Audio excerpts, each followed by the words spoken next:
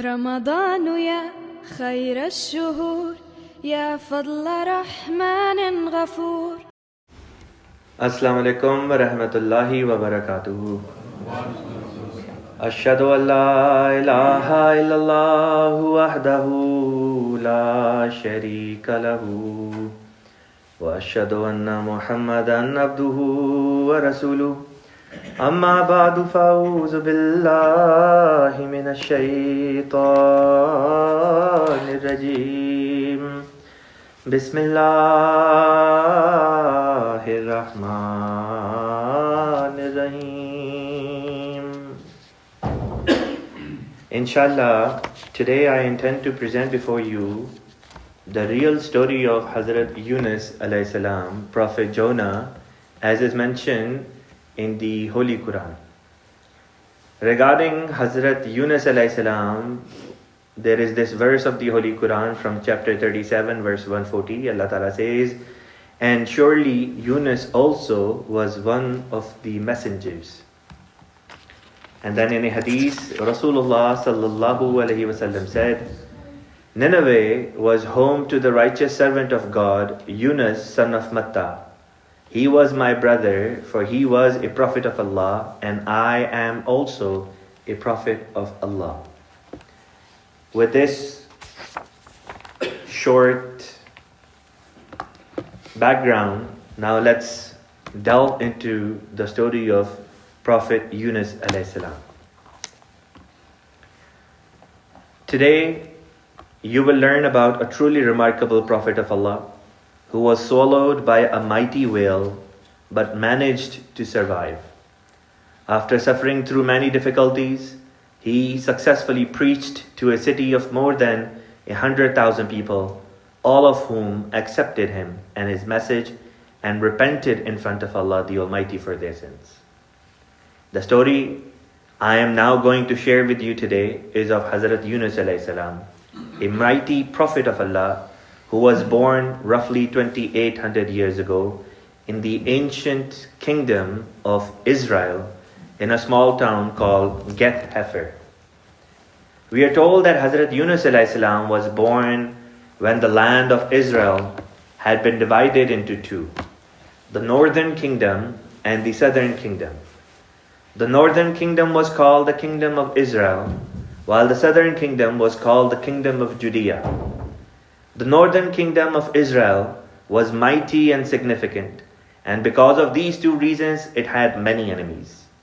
Two of its biggest enemies were the Arameans and the Assyrians, who constantly attacked the northern kingdom of Israel and made life very hard for the people who lived there.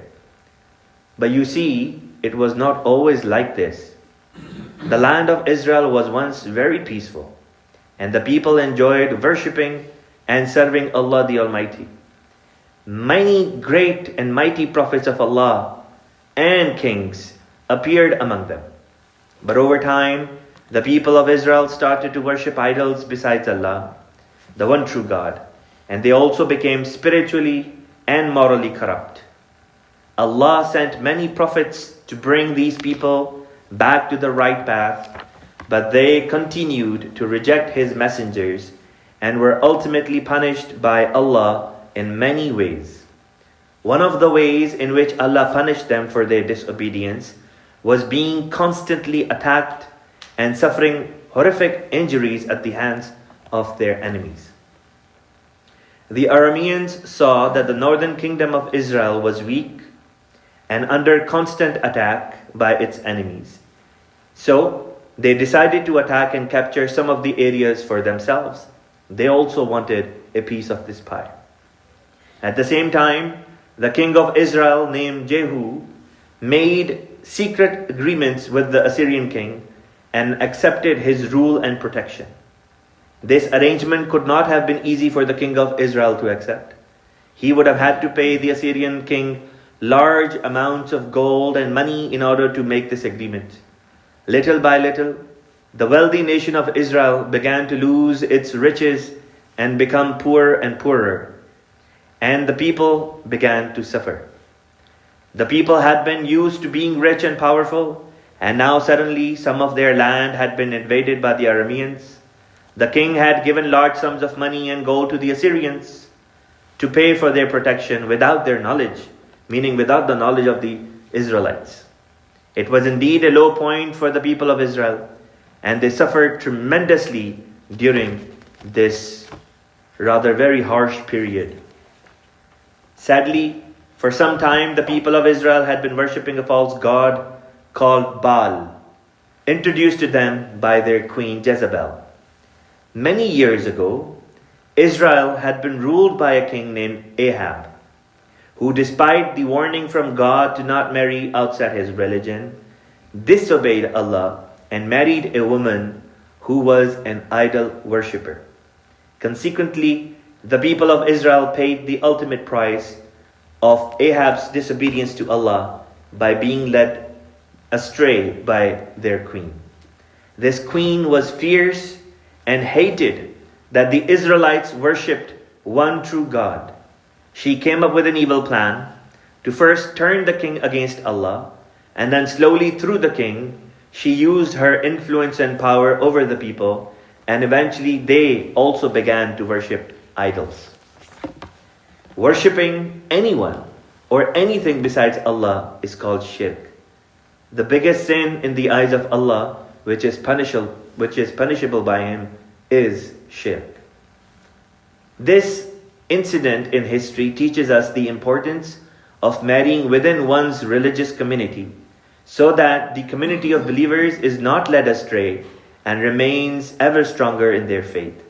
For this very reason, in Islam Ahmadiyyat, we are also taught that we should marry within our Jamaat. During this time of chaos and war, Allah raised among the Israelites a prophet named Hazrat Yunus alayhi salam. His parents belonged to the tribe of Zebulun, and together they named their son Yunus. Later in this story, we will explain why Allah renamed him Yunus. So his actual name was Yunus.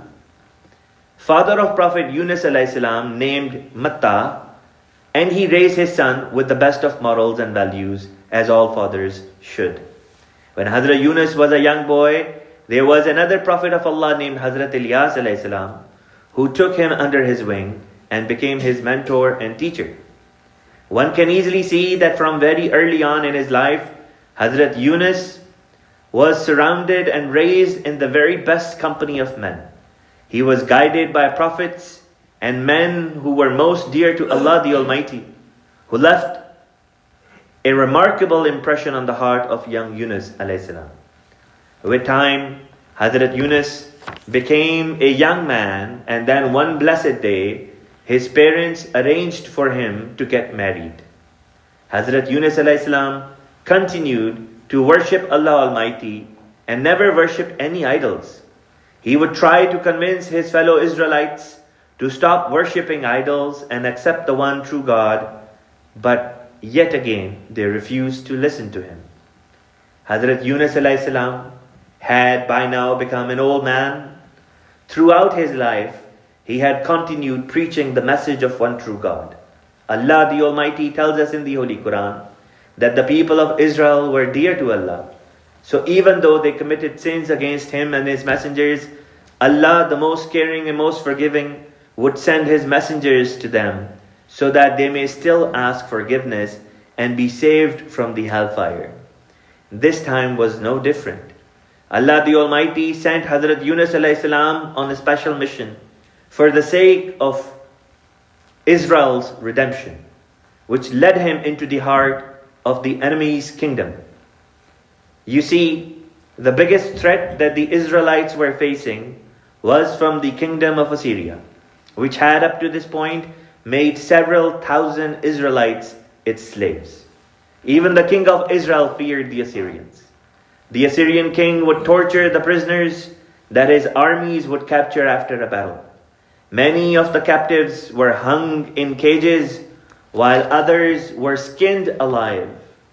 Those whose lives were spared were kept as prisoners of war.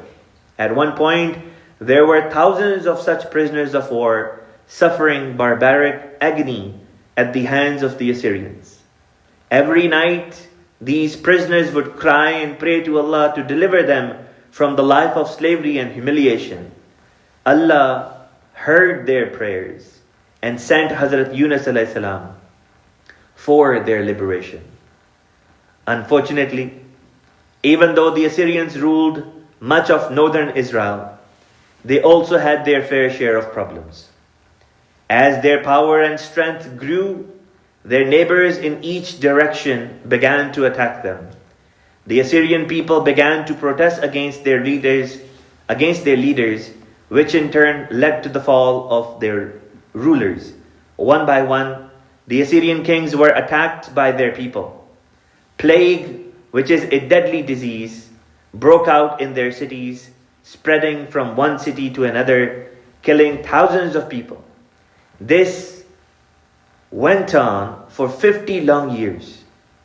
By this point, after going through such suffering, the Assyrian people had become more open to accepting and listening to the message of a prophet of God. To give you a better impression of how challenging the mission of Hazrat Yunus alayhi salam was, you must know the size and history behind the Assyrian kingdom. Assyria was a truly massive kingdom with its capital located in the mighty gated city of Nineveh in the northern part of present-day Iraq. Nineveh became the capital of the Assyrian kingdom some 500 years before the events of this story. Nineveh in ancient days was known as Noon city, which translates to place of fish. Since this city of Nineveh was situated on the banks of the river Dajla, also called Tigris, there was naturally plenty of fish in that area. The city was heavily populated with more than 100,000 people living in it. Some say that the city was spread over a 60-mile radius and that it would take several days' journey to go from one end of the town to the other. From this description, you can imagine the greatness of the city, how huge it was. The water from the river Dajla was used by the residents of Nineveh for their day-to-day activities. The city itself was beautiful and had royal palaces and many gardens. It also had many other impressive buildings and high structures, which made it one of the most inspiring cities belonging to any kingdom in the world at the time. Since the king of Assyrians lived in this great city, it is very likely that the city also served as an army military base where the soldiers trained and lived to serve and protect their king and their kingdom. Their national religion was also idol worship, which meant that they were away from Allah's grace, living in a life of sin and vice. One day, Hazrat Yunus alayhi salam receives the revelation from Allah the Almighty that in order to save Israel from its enemies, to free the innocent prisoners whom the Assyrian had made slaves, and to bring the Assyrian people to Allah as well, Hazrat Yunus must travel to the capital of the enemy's kingdom, the mighty city of Nineveh itself. As you can imagine, this was no ordinary mission. Even a great and brave general would think 1,000 times before traveling to the capital city belonging to the enemy. But here, a prophet of Allah is being commanded to go into the heart of the enemy's territory and speak the truth to the evil king and his people, which was over 100,000 people. But as we have learned, prophets of Allah are the bravest men on earth who fear Allah and Allah alone.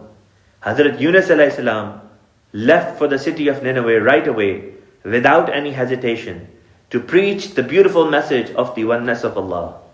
The distance from the hometown of Hazrat Yunus to the mighty city of Nineveh was several hundred miles. It must have been a challenging journey and would have taken several days, if not months, for Hazrat Yunus alayhi salam to travel to Nineveh. After reaching the gated city of Nineveh, Hazrat Yunus alayhi salam entered it and started preaching to the people in the marketplaces and its streets, Since he wore simple clothes and ate basic food, most people just ignored him and did not believe in the beautiful message which he was sharing with them and treated him as a liar instead. One day Hazrat Yunus went to the royal palace, confronted the king, and told him to beg forgiveness for his sins and believe in the one true God, the creator of all. If the king did not accept this message, all of his people would be punished by God. But the king, in his pride, ignored the warning that the Prophet of Allah was giving him and did not turn away from his evil practices. Hazrat Yunus alayhi salam did everything in his power to bring the people of Nineveh towards God and to abandon their idols and beg Allah the Almighty to forgive them. He tried talking to them one-on-one and in groups, but their hearts were sealed and they refused to abandon their wicked way of life and embrace the message of Hazrat Yunus alayhi salam, and very few accepted his call, if any. When Allah sends his prophets to warn people, it is not to scare them or have them punished, but it is to draw their attention to their sinful lifestyles and to try to stop them from continuing down this path. Allah sends his messengers to give people the chance to leave their lives of sin. But if they continue to ignore this message, then and only then does Allah send his punishment. And therefore, when Allah the most merciful sends his prophet to a people to warn them, it is with the intention that the people would change their habits and thus would not have to be punished. Hazrat Yunus alayhi salam received another message from Allah. This time, communicating in most clear terms that within a few days, the entire city of Nineveh with all its people will be destroyed by God as punishment for rejecting the Prophet of Allah and ignoring his message. Hazrat Yunus alayhi salam, without any delay, immediately informed the king and the people of Nineveh of the prophecy and the divine punishment which was going to take place in the city in 3 days' time. This punishment was going to befall on the city in the next 3 days. After warning the king and the people of the divine prophecy, Hazrat Yunus left the city from its western gate and went to a secluded area, awaiting any news about the city and its inhabitants. When the day of the punishment arrived and it was almost nightfall, Hazrat Yunus went to the road which led to the city, where he saw a stranger coming from the direction of Nineveh. He asked this stranger whether anything has happened to the city of Nineveh and its people. The stranger replied that nothing had happened in the town, nor anything happened to the king or his people. Hazrat Yunus alayhi salam was confused and wondered how could this be. Allah the Almighty himself had told Yunus alayhi salam that the people of Nineveh would be punished on this day, and obviously the words of Allah can never be false. So what exactly happened? The night before the punishment arrived, there appeared an eclipse and some other heavenly signs, which instilled fear in the hearts of every man, woman, and child in Nineveh. They all feared that perhaps Hazrat Yunus alayhi salam was indeed a true messenger from the one true God, and that indeed the punishment which he had warned them of would happen the following day. When the king saw what was happening, he immediately came down from his throne and took off his royal clothes and delivered a ruling that on this day everyone should keep a fast and put on sackcloth and gather in an open field. Every person sat in the dust. The mothers were not allowed to nurse their children. The mothers were not allowed to nurse their young babies, young children. And no animal was to be provided anything either. Even the young animals were kept away from their mothers. When the children started to feel the hunger and were not nursed by their mothers, they began to cry. And so did the young animals. This naturally created a sense of panic, and every woman, man, animal, everyone started crying. Seeing women, children, and even animals cry, men were also affected by this, and they started to weep as well. Can you imagine a city of more than 100,000 people? Every man, woman, child, and animal crying as if their life and their very survival depended on it. This was such a powerful sight that everyone there genuinely repented in front of Allah Almighty and begged for His mercy. They all begged Allah with one voice to forgive them and to remove the punishment from them. They promised to give up their sinful lifestyles from that day on and instead live the rest of their days doing good deeds and serving Allah and His creation. Our Allah, who is the most merciful and most forgiving, how could He not forgive such a people who honestly and sincerely regretted their past actions and asked Allah for forgiveness for their past mistakes? Indeed, Allah accepted their repentance and forgave them by taking the punishment away from them. Our beloved promised Messiah, Hazrat Aqdas Mirza Ghulam Ahmad Qadiani alayhi salatu wasalam, has written that all nations of the world agree that impending afflictions, whether expressed in the explicit shape of a prophecy or hidden in the implicit will of God, can be averted through charity, almsgiving, penitence, and seeking of forgiveness. When Hazrat Yunus alayhi salam found out what had happened in the city of Nineveh, he was troubled and embarrassed because he thought the people of Nineveh would believe that he was a false prophet. After all, the terrible punishment that he had warned the city about had not come to pass. So he made the decision not to return to the city. I cannot go back to them like this, thought Hazrat Yunus alayhi salam. Hazrat Yunus also thought that since Allah is so forgiving that He forgave the entire city of Nineveh with all its sinners, surely Allah will not punish me if I leave this area now. After all, I am not a sinner, but I am one of His chosen messengers and a good man. You see, this was a mistake that Hazrat Yunus made because he showed a lack of faith in Allah's judgment, and he did not wait for further instructions from Allah to come. Instead, he acted in haste and on his own decided that his mission was complete, although it was not. By the time that Hazrat Yunus made the fateful decision to leave Nineveh, it was night time.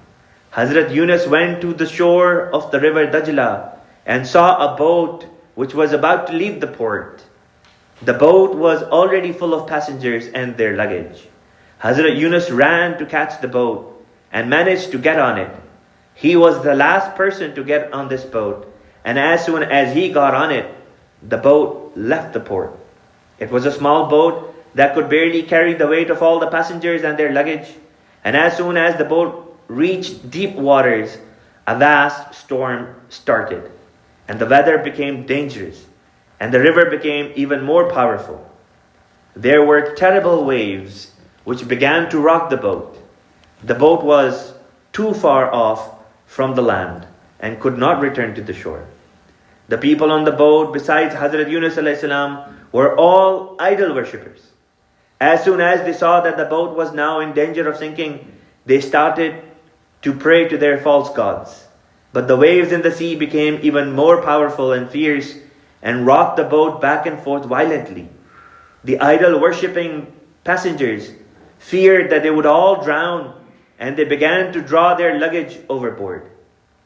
And they began to throw their luggage overboard, thinking that the boat might stabilize if there was less weight on it. But this did not work.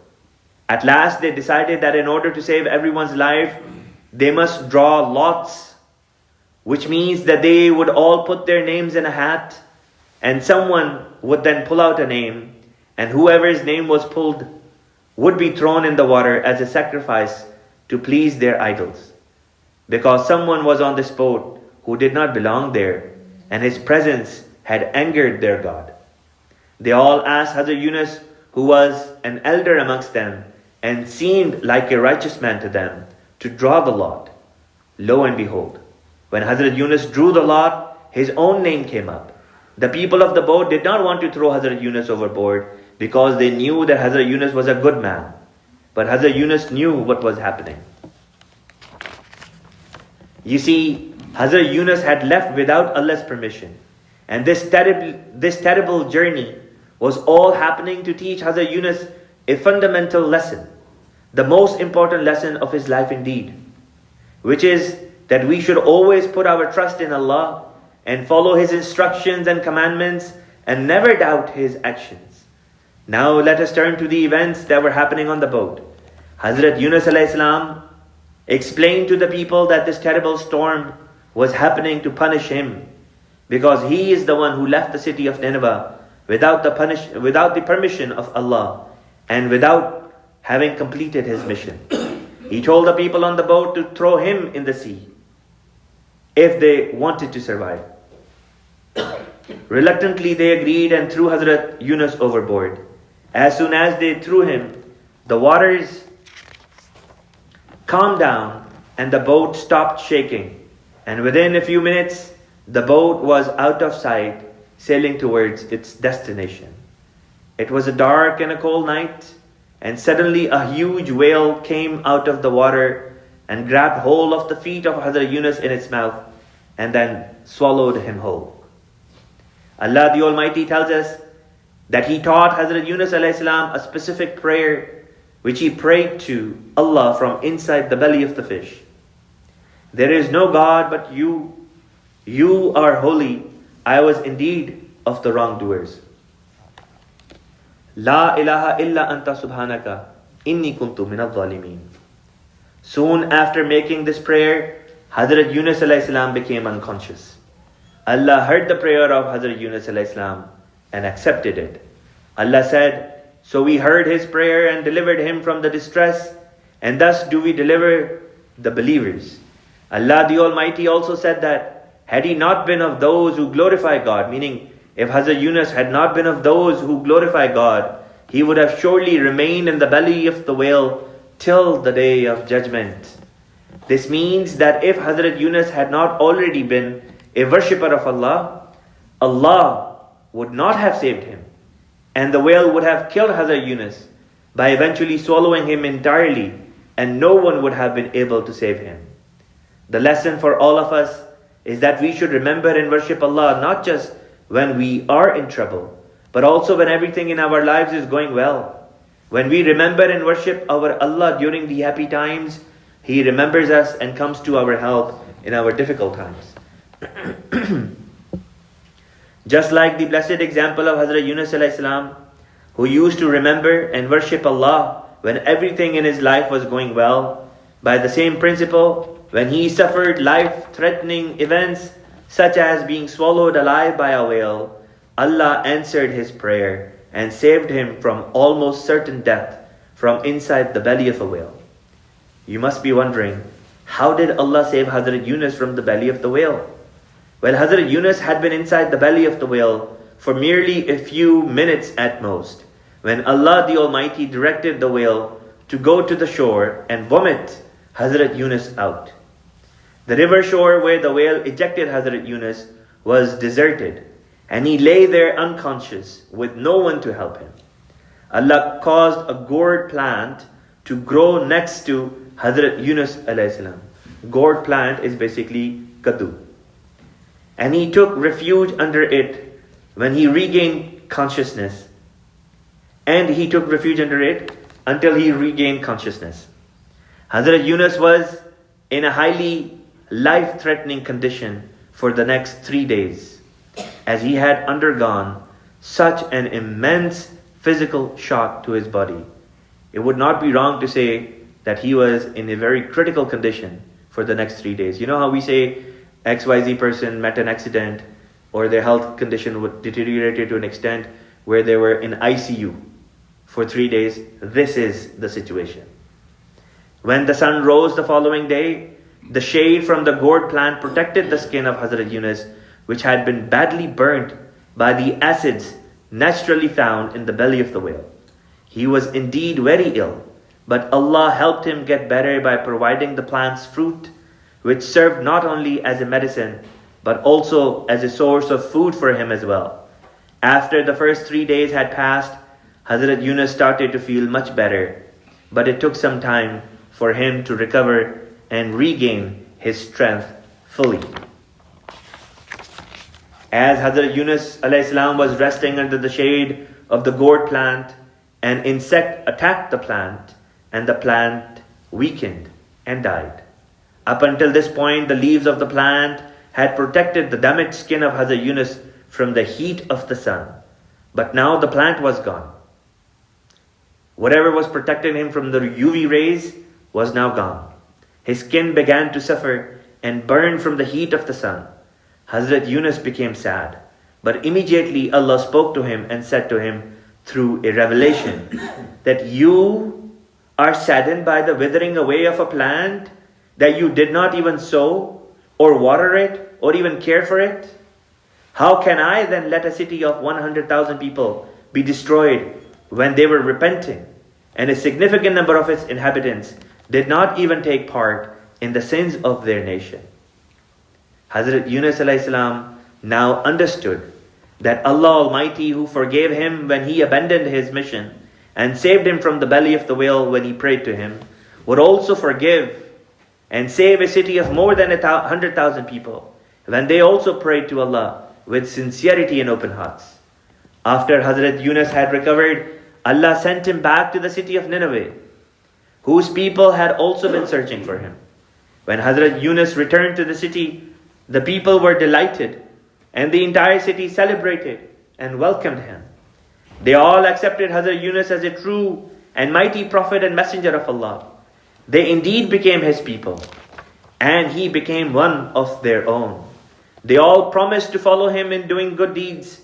They gave up their false gods and started worshipping the one true Allah.